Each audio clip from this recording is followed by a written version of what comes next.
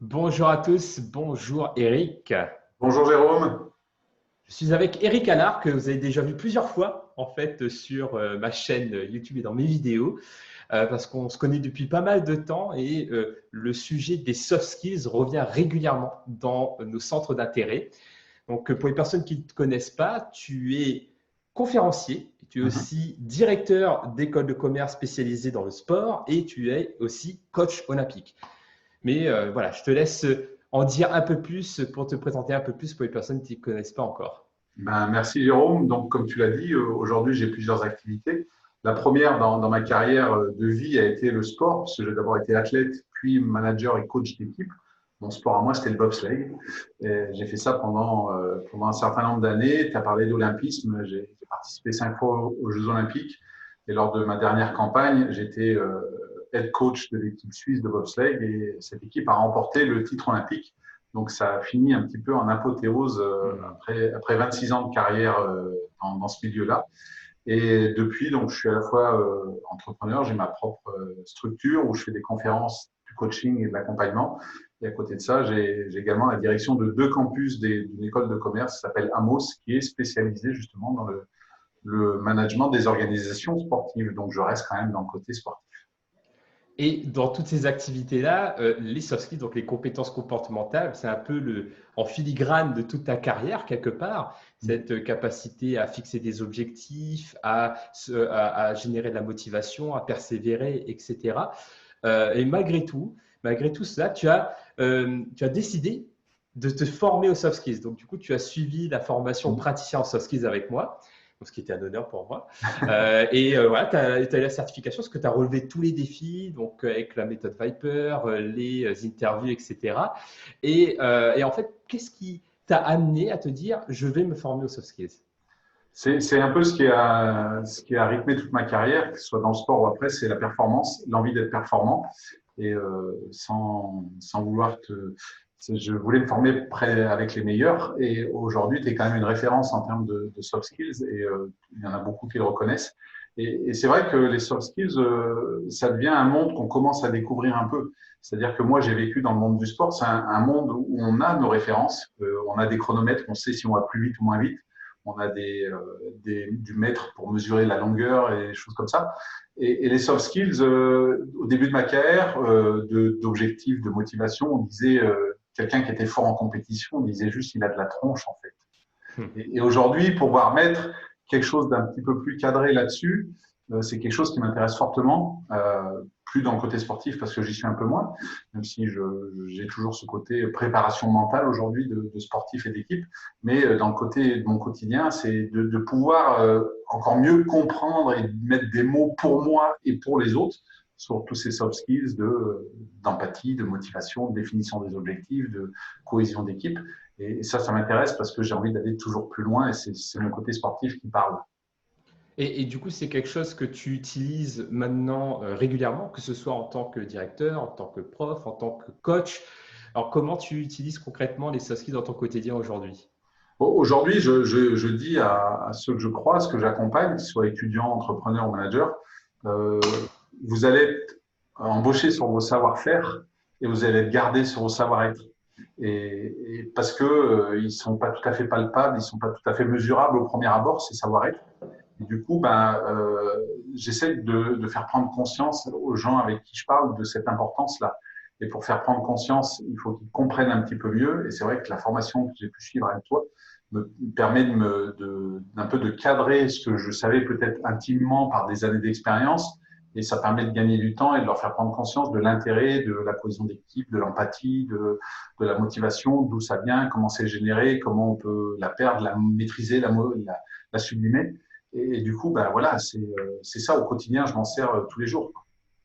Et c'est vrai qu'il y a cette dimension éducative d'aider les gens à prendre conscience de ces compétences, de les valoriser. Mais au-delà de ça, il y a aussi des astuces hyper pratico-pratiques. Et je sais que ça, c'est quelque chose que tu utilises régulièrement, donc tout ce qui est des astuces. Et on en a testé beaucoup dans le programme.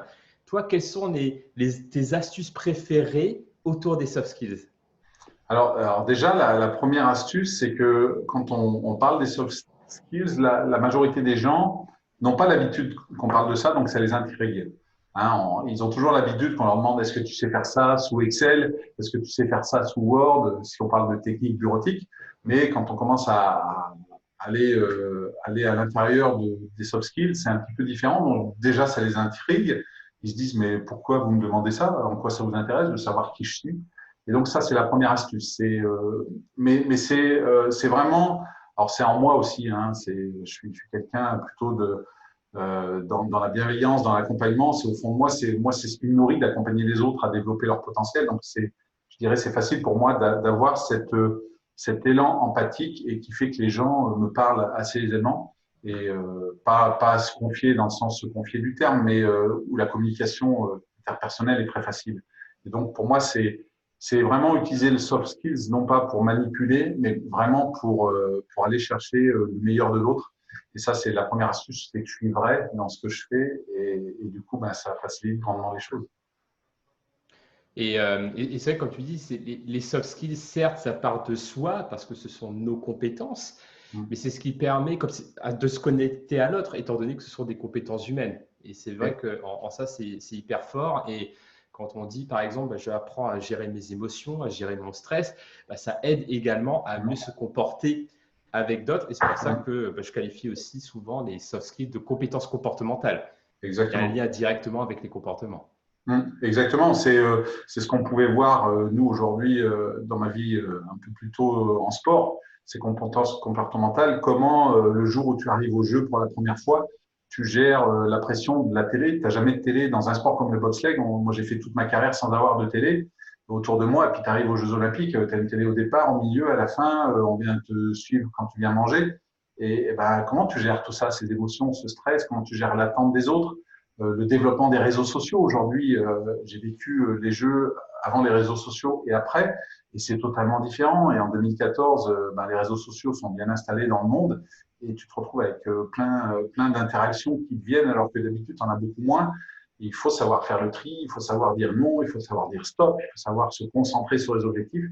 Et tout ça, ben, si on comprend mieux les soft skills, et ben, forcément, on est plus à même de contrôler toutes ces émotions-là et d'être plus efficace le jour où ça compte.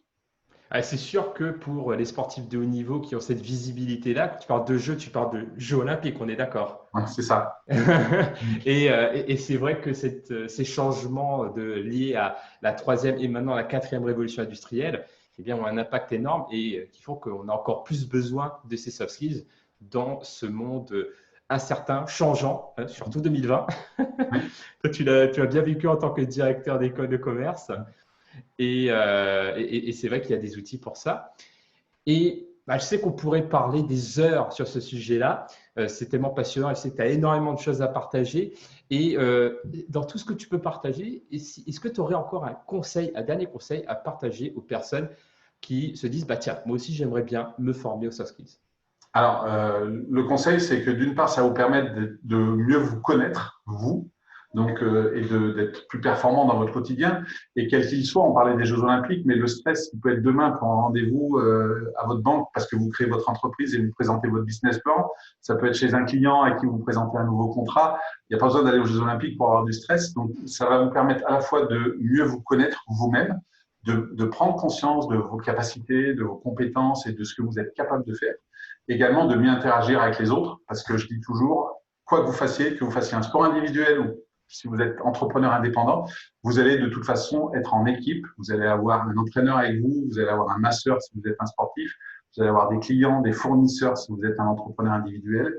Et donc, bah, vous avez forcément une équipe autour de vous et ces soft skills vont maximiser vos interactions avec cette équipe et vont vous permettre d'être plus performant sur la durée. Super. Bah, merci beaucoup. Et bien, en effet, commencez par mieux vous connaître pour pouvoir ensuite mieux déployer votre potentiel et travailler avec les autres. Bah, je pense que tu as bien expliqué le processus. Donc, merci beaucoup, Eric, et je te dis Merci bah, à à la toi. prochaine fois. À la prochaine, merci.